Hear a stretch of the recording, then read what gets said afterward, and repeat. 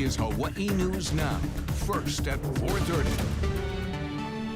First at 4:30, a new Aloha United Way report released today shows 1 in 3 Hawaii households are considering moving out of state. Annalisa Burgos joins us with more on what is driving this out-migration and its impact. Annalisa. That's right, guys. Hawaii's high cost of living and lack of affordable housing mean more than 500,000 residents are barely scraping by. That's one of the findings from the 2024 State of Alice in Hawaii report, which looks at the struggles of asset-limited, income-constrained, employed households. That's known as Alice.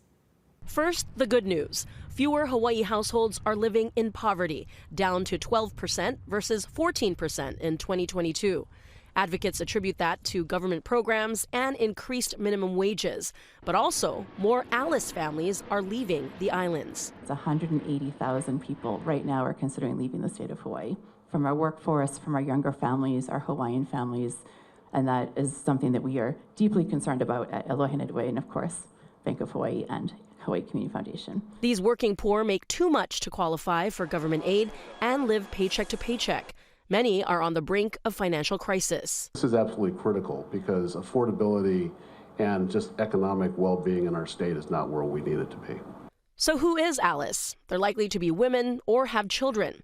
58% of Native Hawaiians and 52% of Filipinos live under the Alice threshold. You're more likely to be Alice if you live on the neighbor islands.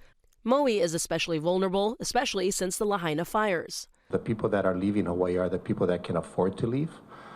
They're our workforce. They're the people, they're our engine.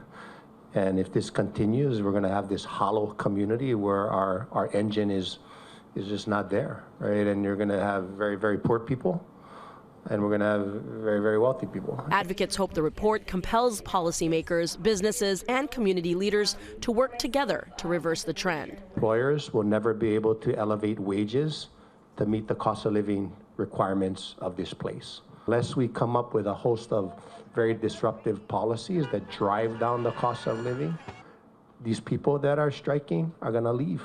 To fill gaps, Aloha United Way and other nonprofits are helping Alice families access financial stability, affordable housing, and higher-paying jobs. Mayor Rick Mangiardi said he plans to lobby for Alice-focused funding during this legislative session. We need to own this, all of us. And so, from that standpoint, this data becomes the argument you put on the table when you say we have to change.